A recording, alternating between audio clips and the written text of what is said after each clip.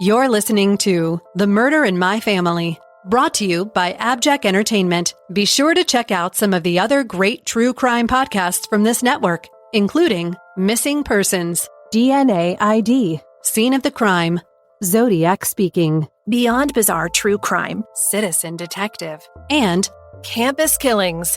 All of these podcasts are available for you to binge on right now, wherever you listen to podcasts. Subscribe where you're listening to this podcast so you don't miss an episode. The views and opinions expressed by guests on this podcast do not necessarily represent those of the podcast, its host, or sponsors. If you would like to discuss the murder in your family on this podcast, please be sure to visit themurderinmyfamily.com for more information. You can support this podcast by visiting patreon.com/themurderinmyfamily. This episode may contain unsettling material or subject matter. Listener discretion is advised.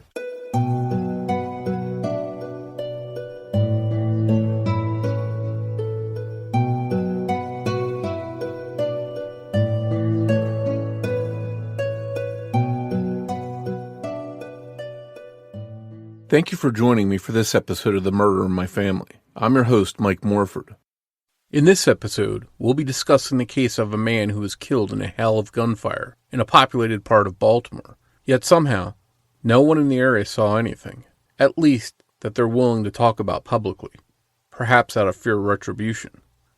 Because of the lack of witnesses, the case remains open, and the victim's family continues to await answers that may never come. We'll dive into this case after some quick housekeeping. Independent podcasts like this one depend on word of mouth to bring in new listeners. So if you find that you enjoy this show, please take a moment to rate and review it wherever you listen to your podcast. And be sure to introduce a friend to the show and invite them to listen. With your help, The Murder in My Family can continue to grow and reach a new audience. To learn more about the show or the cases we discuss, please visit themurderinmyfamily.com. You can also find us on Twitter with the handle @MurderMyFam or on Facebook at facebook.com/TMIMF podcast. If you'd like to support this show through a Patreon donation, it's always appreciated, and you can do so by visiting patreon.com/TheMurderMyFamily. Benefits of supporting the show on Patreon may include early access to ad-free episodes of the show, plus bonus content not heard in regular episodes. Support may also include thank you cards, stickers, and more. In each episode, I'll give shout-outs to any new supporters. And thank you to all of the supporters that generously donate to help keep the show growing and improving. One last note. Please support any of the sponsors that you hear on The Murder in My Family, the way that those sponsors support the show. It's with our sponsor support that this show can go on and continue to provide a platform to share these stories with you in every episode. Thank you. And now on with the show. Stephen Timothy Sloman was born on March 16, 1966, to Alfred and Marlene Sloman. The youngest of 4 children, he was their only son. He spent most of his life in Carroll County, Maryland, and graduated from Westminster High School in 1984. He went on to study at Catonsville Community College, where he entered technical studies and learned about computer-aided design and drafting. He also went to Towson State University, where he studied geographic information systems. He went on to study cybersecurity at Carroll Community College and also University of Maryland College. He got into computers when not everyone knew how to use one, but Stephen was a wizard with computers. In the summer of 1987, he completed basic training at Fort Benning in Georgia, and he began his service with the National Guard 1st Battalion, 175th Infantry. He was commissioned as a second lieutenant. Stephen was able to attend officer training school, which not all members of the military are eligible to join. Due to his skills in cybersecurity, computer-aided design, and drafting, he was granted a government clearance and did cybersecurity work for the Department of Defense. And Stephen was a very proud veteran, but he was also a very proud father. He had 3 children, Asher, Aiden, and Emma, as well as many nieces and nephews and a grandchild. Stephen loved the beach and was into antiquing. He collected antiques of all kinds and was said to have been a historian at heart, with a particular fondness for Gettysburg. Stephen also loved the arts. He enjoyed writing to express himself and loved listening to music and watching movies. But despite work, family, and hobbies, Stephen fell into a deep depression around 2015 after experiencing a heartbreak. His family recalls that he was very much struggling with his demons since that time, while living in Finksburg, a little more than half an hour outside of Baltimore. Despite the rough patch Stephen was going through, he managed to keep going and wake up every morning to fight another day, until one day in October 2022. He woke up that day, and someone decided that he would not wake up the next. At 7:09 p.m. on October 13, 2022, officers responded to the 4800 block of Reisterstown Road in Baltimore, Maryland. Residents living in the area called and reported shots being fired. Police found 56-year-old Stephen Sloman in the driver's seat of a van in the area. A total of 27 shots had been fired at him. 7 struck his body, and he died at the scene. It was raining that evening, which unfortunately washed away a lot of potential evidence. Police contacted Stephen's sisters, who had been traveling at the time, and broke the news to them that their brother was dead. They then made what had to surely be a long and sad cross-country drive back to Maryland to tend to the aftermath of Stephen's death. Stephen Sloman was only one of 3 people killed in shootings in Baltimore in the same week. First, Stephen was killed on October 13th, then 23-year-old Antonio Wilkins on October 14th, and finally, Santos Munoz Hernandez on October 15th. There's no known connection between Stephen's murder and the other 2 murders that week, but it shows how sharply gun violence was increasing in the area at the time. In fact, there's so many murders connected to gun violence in Baltimore that many of them never get much attention from the press, and police seem to be fighting an uphill battle in solving some of these cases. 27 bullets seems pretty personal, and it certainly doesn't seem like a stray bullet or an accidental shooting. Whoever shot at Stephen seemed to be targeting him and wanted him dead. But why would a father of 3, a veteran, end up dead 40 minutes from his home, where he was found? What brought him there? These are just some of the still unanswered questions in this case. That area has a lot of row houses and alleys, with lots of homes and residents packed into the area. It was only 7 p.m. when the shooting occurred, and people were close enough to hear gunshots being fired, which is why they called police. So this wasn't some desolate area in the middle of the night. There had to be witnesses. But perhaps any witnesses in the area that have information are afraid to come forward, worried about what might happen to them if they cooperate with police. No suspects in Stephen's murder have been named by police, and they haven't talked publicly about what evidence they collected or if any fingerprints were found at the scene. And any surveillance in the area hasn't led to an arrest. Someone has to know something. If you have information about the murder of Stephen Sloman, please contact detectives by calling 410-396-2100. If you want to stay anonymous, you can also call Metro Crime Stoppers at 866-7-LOCK-UP, and you can give your information without revealing your identity. Anything will help, because police, as far as we know, have nothing to go on at this point, and it seems as if Stephen's family don't have much hope that the case will be resolved. I sat down with one of Stephen's sisters, Deborah, to discuss Stephen's senseless and tragic murder. That conversation is coming up in just a moment.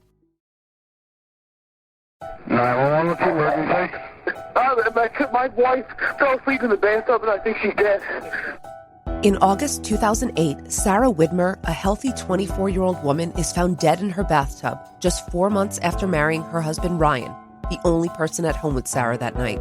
Suspicion quickly fell on Ryan, leading to his arrest and conviction for Sarah's murder. But could this have been a tragic accident? Ryan has adamantly maintained his innocence for the last 15 years. Now, 2 seasoned criminologists examine this very controversial conviction for the murder of his wife, Sarah. This case is the one with the most unanswered questions. Now we're looking for a murder attorney. Like, who do you even ask? You know, when you go in there and you sit in that chair, people are going to automatically think you're guilty just because of where you're sitting. Is Ryan a murderer, or did something else happen in that bathroom? Listen to Direct Appeal Season 2, The Ryan Widmer Case, wherever you get your podcasts.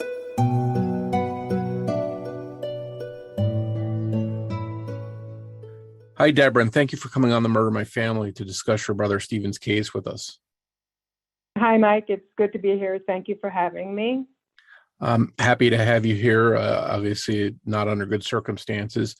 Your brother, Stephen, was killed in Baltimore, a victim of gun violence. Unfortunately, that city has a high crime problem, as is widely reported. And as we'll get into, I'm sure not a good track record all the time as far as dependability or reliability of policing. But before we get into all of that and sort of unpack that, can you tell us a little bit about Stephen himself and what was he like? Stephen was the youngest of four. He had three older sisters, so he was our youngest brother. And the last several years of his life were not the best years of his life. He was married and divorced, living with my mom, and in Carroll County, which is just, I guess that's a little west of Baltimore City. And our mom passed last March, and so he was in transition because we sold the house. And so from June until October, he was transitioning from living with my mom to getting his own place. He was bright, handsome, funny, just a great brother to have for a long time. And then things changed for him. So he went through a little bit of a rough period in his life where he was trying to rebuild and come out of that and transition to the next chapter. Yes, but I think he had lost hope. I don't think that the transition was ever going to happen. I think that he was what I'd like to call stuck in a cycle of rumination, and he had a bit of mental illness, I would say, also. Okay. And maybe some addiction. Okay. And unfortunately, a lot of people I talk to, that is something that they battle, something that they go through. It touches so many families now. So, and your brother, if I read correctly, was an IT whiz or worked in the IT field. Can you tell us a little bit about what he did?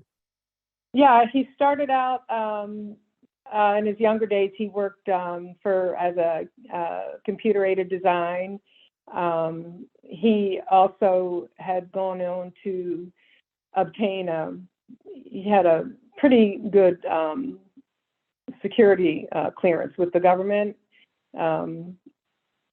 So he was doing a lot of what would you call it? Monitoring communications, possibly, is what I think he did with them. And then there were some things that happened with the marriage that ended up in him losing that clearance, or the clearance was suspended. And that was kind of like I want to say the beginning of the end for him. That was probably 2012, I think. Yeah. So, yeah, he was. Go ahead. I was going to say just a real tough time for him. It sounds like going through all that stuff. Yes. Losing his wife and his children becoming estranged from him, that set off a downward spiral that he was never quite able to lift himself out of. Yeah. And that's an unfortunate situation. And I'm curious, how long, this is an area just right outside of Baltimore City itself, how long, and you mentioned that he had lived with your mom, how long had he been living there, and how long had he been living in the area in general? That's the home we grew up in. He was living with my mom in the home that we had for 62 years. Moved there when I was 1, and he is 6 years younger than I am. He was 6 years younger than I am. So, yeah, he spent his whole life in that area. He's not a stranger to the city or the county. Okay. And obviously, when you say Baltimore, it's not all just city. I know some of it's a little bit more open and not as much of a population. It sounds like he lived in an outskirt of there. Obviously, Carroll County. So a little bit more. Definitely. Yeah, definitely a more rural area. Yeah. That is getting built up. But yes, where we grew up is a very rural area, farming. Carroll County is known for its farming community, and but also being built up. So there was a lot of, I guess you could say it's become a bedroom community for the greater Baltimore, D.C. area. Okay. And about how far a drive is that from Baltimore City itself? 28 miles. Okay. So about a half hour or so. Yes. And how frequently did Stephen go into the city? Well, see, therein lies the mystery, because him and I had become estranged over the summer, and so I wasn't really sure what he was up to or why he was there that particular day. I have, I in my mind, I have suppositions as to why he was there. I do know that in the past, he used to like to buy and sell things, and would go down to the pawn shops.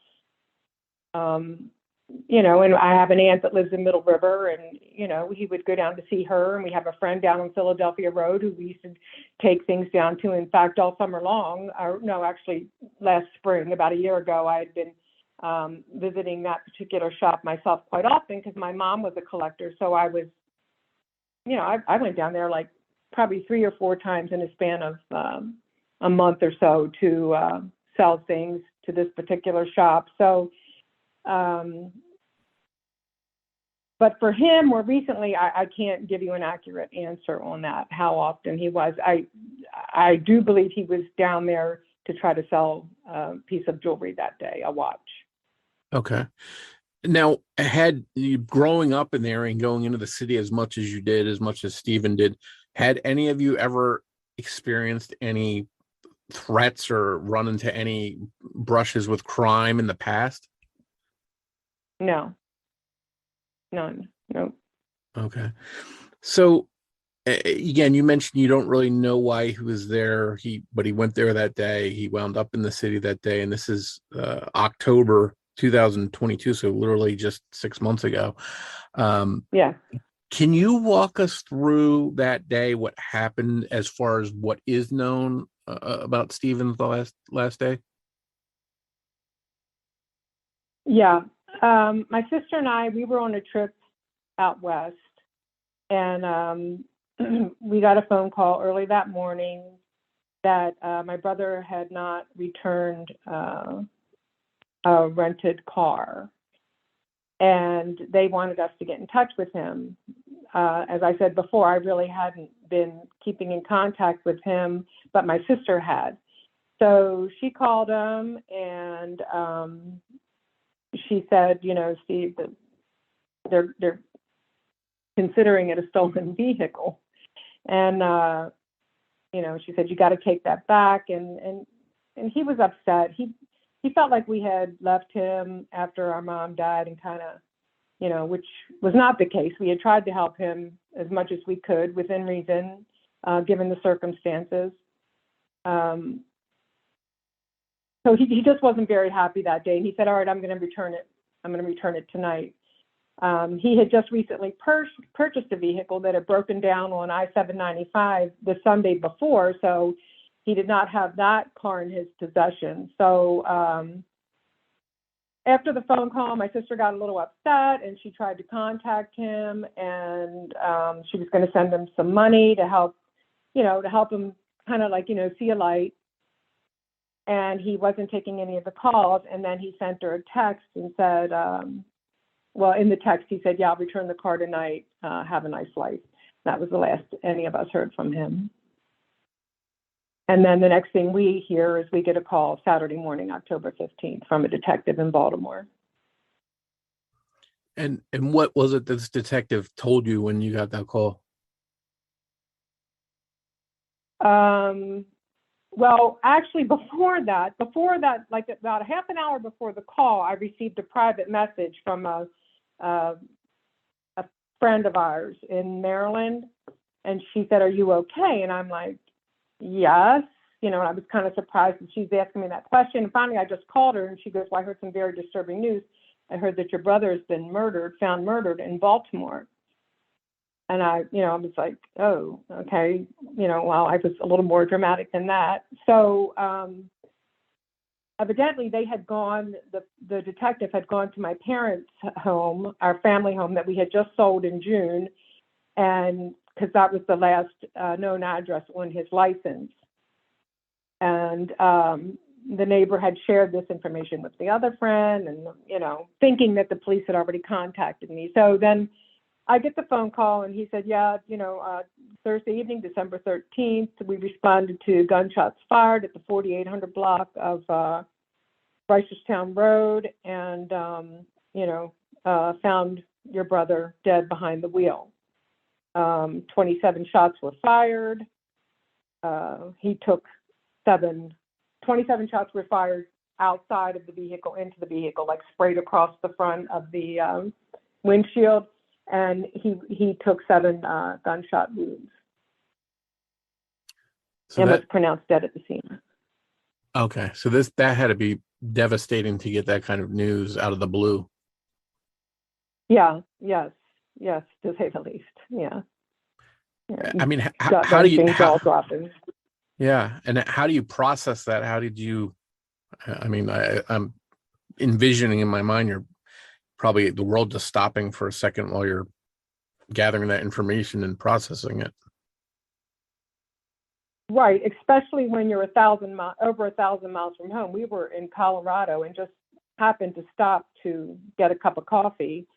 Like I said, we were on this cross-country trip, and for me, I immediately, my mind is all over the place, thinking, how did this happen? What was going on? What was he doing down there? And my sister, just who really kind of took on the role of like a mom and a caretaker to my brother, over the past several years. She just was hysterical. So yeah, it really took a few minutes, a long few minutes to kind of like come back down to earth and figure out, okay, what do we do now? And, spent the next 5 days driving cross country to get back to Maryland to find out, to lay him to rest and to find out all that we could as to what had happened. Sure. I mean, that's only natural to want to get there and race there and hopefully have some answers. And I'm curious, when you did get there, did they have any answers? Did they have any information that they were able to share with you about it at all? No, they had nothing. There was a family that had a motion censored camera, did not pick up any of the actual shooting that occurred. Someone said they saw a silver car leaving the scene, but basically there's nothing. They have nothing.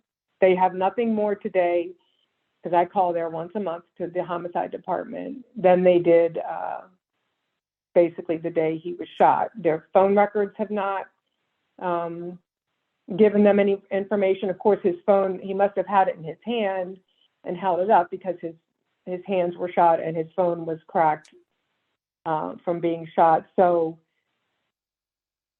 they have not shared any. I'm like, give me the phone records. I'll figure out what happened. But nothing on that phone that was retrieved from the phone gives them any clue as to who or what or why he was there. That's what they told you? The only real clue is, that's what they told me. They have not. Okay. They have not found any pertinent information from the phone records. Okay. So there's no way to tell, if he was there to meet up with someone, anything like that, or this was just a random encounter with a random person on the street? That's what they're telling me.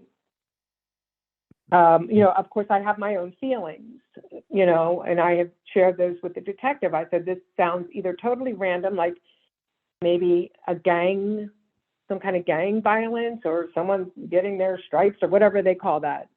27 shots fired. It sounds like either random or retaliation to me.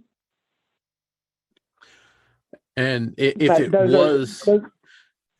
was just going to say, if it was some kind of retaliation, I mean, can you think of anything your brother would have been involved in that would require him being shot 27 times? Well, I mean, the only thing I can think of is that he had a drug dealer down there, possibly. But, Carroll County has its own plenty of its own drugs, and there's no evidence whatsoever that he had drugs in his possession, or was there, or was using drugs. There's nothing obvious. There's no evidence that's showing that or leading to that. That's all supposition on my part, just from knowing my brother.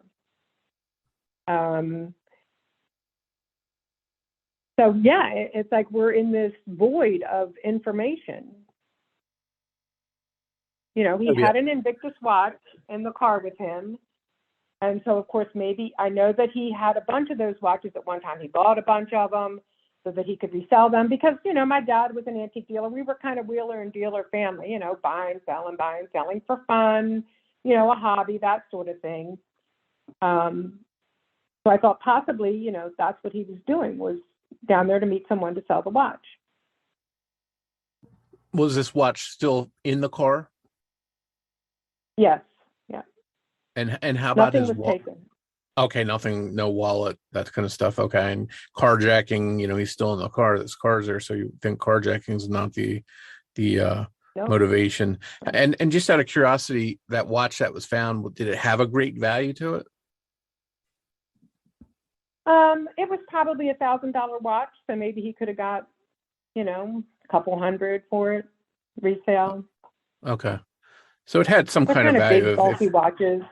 Yeah. Okay, so he could have, if someone was just looking to take something of value, they could have taken that watch for sure. Right. The police don't feel like anyone was in the vehicle with him. Okay. But of course, it was raining that night, so they weren't really able to retrieve any fingerprints or whatever they retrieve, fibers, things like that. That's what they're telling me. That's consistently what I'm being told. Now, do you feel, obviously, you mentioned a few minutes ago that you're right exactly where you are today with the case, where you were when this first happened.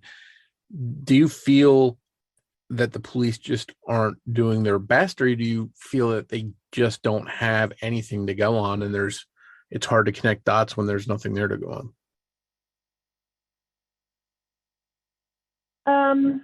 Well, as you said before, Baltimore is inundated with shootings and crimes. A lot of gun violence going on down there every day, because I follow the Murder Inc. page now, which I don't know if is good or not. So I feel like that they are overwhelmed with gun violence in Baltimore, that the police department is. I feel like they reached out to the neighborhood, but I don't feel like they pushed. I feel like, honestly, nobody's going to come forward for a 56-year-old white male who's from Carroll County down in the city. That's not worth them taking a chance on their own lives to bring forth any information voluntarily, anonymously. I just don't think people care. Somebody saw something, in my opinion, and I feel like they're just not giving it up. Yeah, and maybe perhaps because they are afraid of retaliation, that kind of thing, maybe? Yes. Yeah, more than likely. It's not a good neighborhood. From what I've been told, I've talked to people who know about that area of Baltimore, and they're like, yeah, what was he doing down there? It's like, we have people down there and we don't even go to that area. Kind of between Pimlico and Mondalman, I guess. It's not a good area. I personally did not. I used to live near Pimlico many, many years ago, but, as much as I wanted to go drive by where the incident took place, I did not. And do you think, but, maybe, kind of. I'm sorry. That's okay. Go ahead. I was going to say, do you think that the police maybe sort of brushed off the importance of the case because they just figure, okay, he's down in this bad area for purposes that are no good, and he's, as opposed to someone, upscale person that was, in a better part of town, Do you think some of that comes into play, that maybe they don't put as much importance on him as a victim because they thought maybe he was up to no good down in that area? Possibly. Yeah, possibly.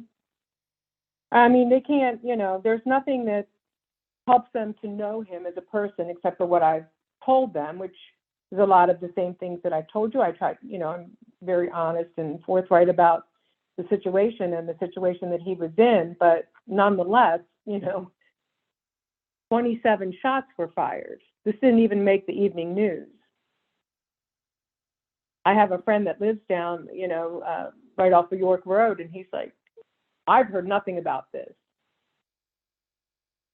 This just wasn't like, somebody came along and held him up and shot him. They fired 27 shots, and 25 of them were consistent with one gun, coming from one gun. So that means there was probably a reload, correct? Yeah, I would think so, unless it was some kind of, submachine gun or something like that. 9mm. Okay. 9mm is what I said. Yeah.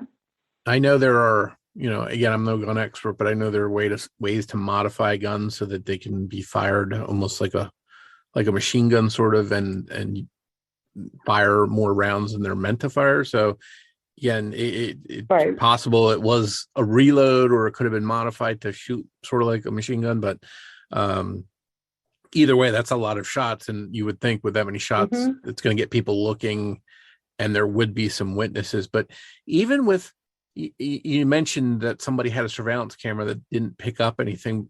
It's just hard to believe that there's no, because every street light seems to have some kind of camera on it, and stores have cameras in the windows and stuff like that.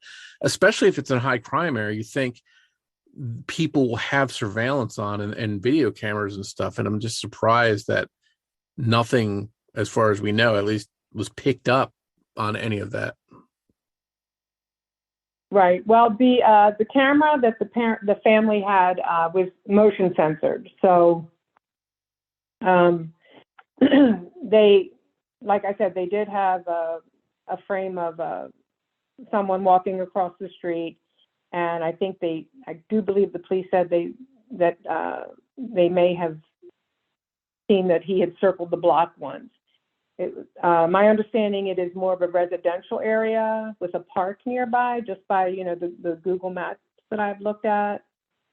So if there was any kind of closed circuit TV provided by the city, it wasn't working in that area. And it seems like such a uphill battle too, because just sort of so much crime going on there. I mean, I'm looking now, the cities with most murders, 2023, Baltimore is number 2 behind St. Louis. So certainly inundated with that kind of crime. So just even starting to try and investigate it, people aren't willing to talk. I can imagine that sort of has hamstrung police trying to solve it, even if they want to put their best effort in. Where do you start? And with that much crime going on, it seems like your brother's case could easily get lost in the shuffle.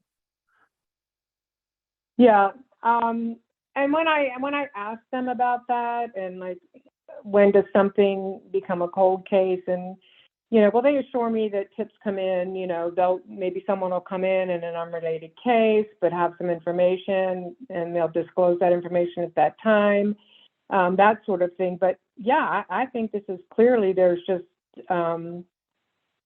without a witness,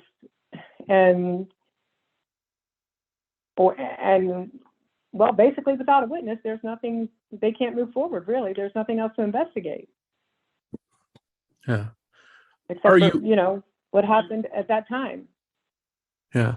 Yeah. So barring a witness coming forward, like you mentioned, some other piece of evidence coming out of the blue, then it seems like a real uphill battle. Are you holding out hope? I mean, how hopeful are you at this point that the case will be solved? Or are you pretty much giving up hope?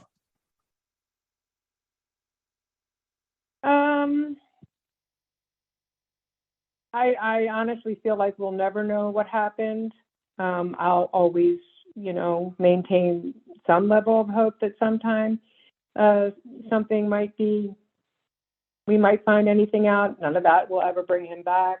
You know, there's nothing I can't go march down the streets of Baltimore, justice for Stephen or anything like that. You know, I mean, there's none of that. So I feel very helpless in that respect, that there's nothing that I can do to help further or increase, you know, the level of awareness for investigation. But yeah, pretty much my sisters and I, we've kind of come to the conclusion that we'll probably never know what happened. It's got to be a very helpless or frustrating feeling getting to that point. Yes, it is. It is. We feel very helpless and very frustrated and very heartbroken.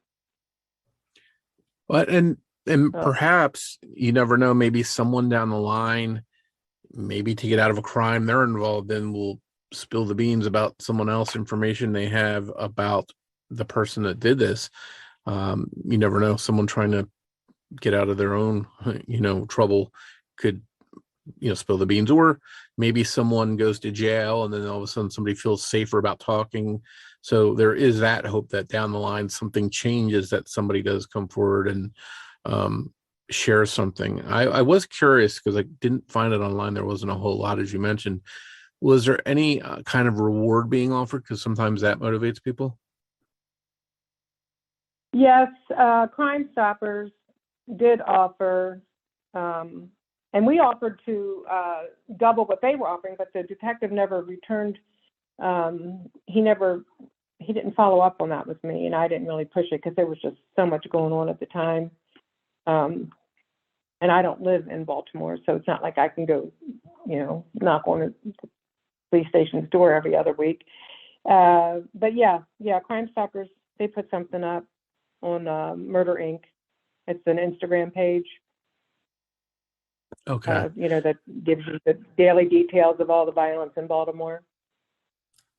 Well, we'll definitely do our part to share the case and put the information out there and let people know that, you know, this case is still one of many, unfortunately, in that area that are unsolved and need some kind of help being solved. Is there any kind of social media pages or websites or anything set up about the case? No. Okay. No, I didn't do that. Well, at the very least, we can pass out the police contact information, tips, tip lines, things like that, mention the reward, and hopefully it gets in front of the right person and they're able to come forward with that missing piece of information that might help solve the case. But, you know, as we wrap up, I just want to ask you, so looking back, when you remember your brother, what is it that you want other people to know about him and the takeaway when they think about him? He loved his kids. You know, he was, like I said, he was smart, he was funny, and he loved his children. And, you know, let his story be one. If somebody needs help them any way you can, I suppose. You know, I felt like that we did all we could do to help, but, you know, don't give up. Yeah, definitely good advice. And hopefully you don't give up. Hopefully you do hold out hope, and down the line at some point you do get a call from the police with information, maybe saying that the case is finally cracked, and that will be a ray of light there that there's justice finally. I hope you do get that. But in the meantime, I do appreciate you coming on and sharing Stephen's story with us. Thank you, Mike. Thank you once again for joining me for this episode of The Murder of My Family. I'd like to thank Sonny Landon for writing and research assistance in this episode. We'll be back here soon with an all-new episode of The Murder of My Family, and I hope you'll join me for it. But before you go, remember that every murder victim means something to somebody.